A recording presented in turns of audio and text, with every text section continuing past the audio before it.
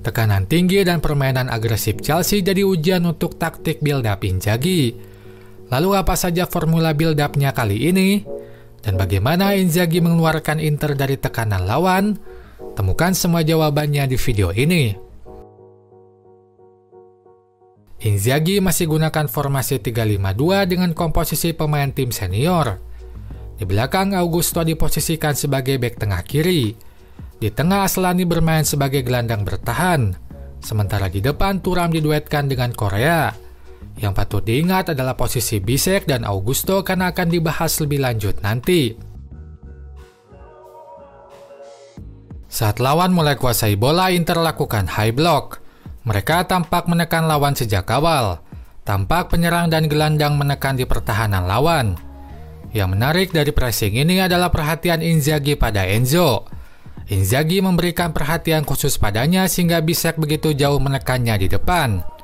Enzo dianggap berbahaya bila diberi keluasan sehingga dapat tekanan ekstra di lini tengah. Pilihan ini tepat karena saat build-up dilakukan dari kiri, bola selalu diarahkan atau setidaknya berada di sekeliling Enzo. Sehingga saat Bisek terus menekannya, ia punya potensi untuk memotong serangan seperti yang terjadi pada cuplikan ini. Tekanan Bisek pada Enzo membuat Barella bisa mengambil bola. Lalu saat bola sudah di tengah, Inter membentuk formasi 5 back. Hanya saja satu dari 5 back akan bermain agresif menekan lawan. Misalnya pada cuplikan ini, Darmian terus menekan Mudryk sehingga di belakang hanya tersisa 4 back.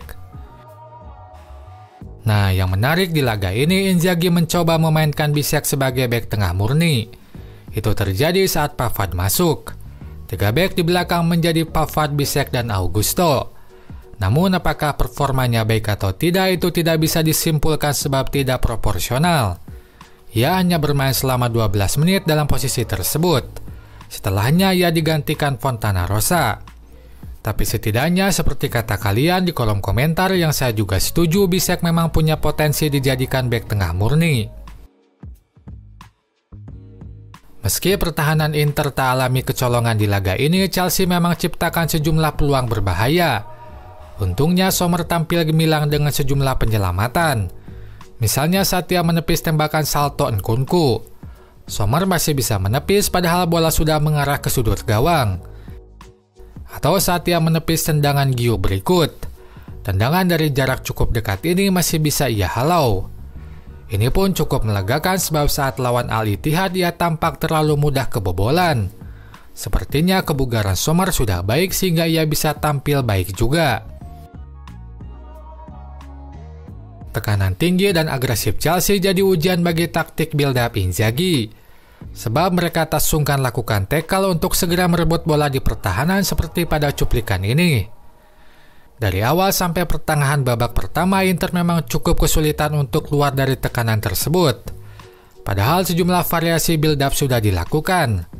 Bila normalnya build-up diawali 3 back tengah, kini dilakukan dengan komposisi back tengah dan wingback. Darmian ada di belakang menemani 2 back tengah sehingga Bisek bermain lebih maju. Atau variasi selanjutnya dilakukan dengan menempatkan salah satu gelandang lebih dalam. Terlihat Barella menggantikan posisi back tengah di belakang, sehingga Bisek main lebih ke sisi dan Darmian ada di depan. Tapi semua pergantian posisi tersebut tetap buat Inter kesusahan untuk keluar dari tekanan lawan. Nah, baru setelah perubahan dilakukan Inzaghi, Inter bisa keluar dari tekanan tersebut. Itu dilakukan dengan membuat penyerang main lebih dalam lagi. Sebelumnya Thuram memang main lebih dalam untuk menerima bola dari belakang, tapi itu tak terlalu dalam. Nah, kini ia benar-benar turun ke bawah untuk menerima bola. Itu membuat Inter punya tambahan opsi penerima bola saat build-up.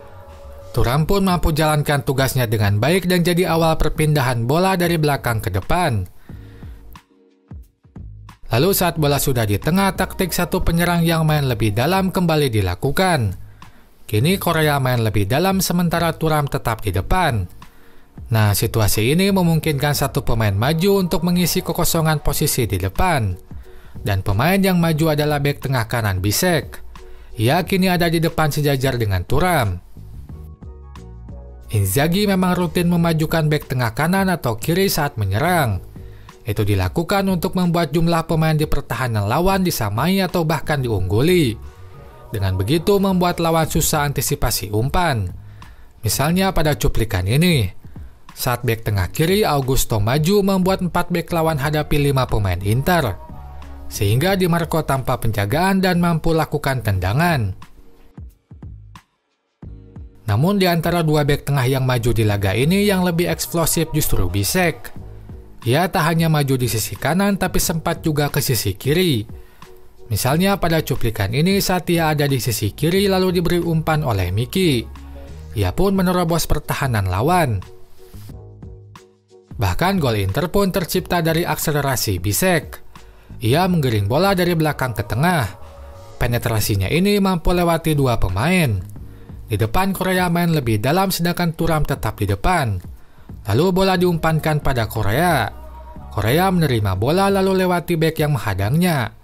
Umpan pun diberikan Korea ke sisi yang kosong. Bola diterima Thuram dan tendangannya melesat jadi gol Inter. Itu saja pembahasan di video ini. Sebelum pamit, saya ucapkan terima kasih kepada nama-nama berikut yang telah menyisihkan rezekinya untuk saya di Saweria. Bagi yang ingin juga memberikan saweran, linknya saya simpan di deskripsi. Selanjutnya silakan like dan komen di kolom komentar. Jangan lupa untuk subscribe untuk dapatkan update terbaru dari channel ini. Sampai jumpa lagi di video selanjutnya.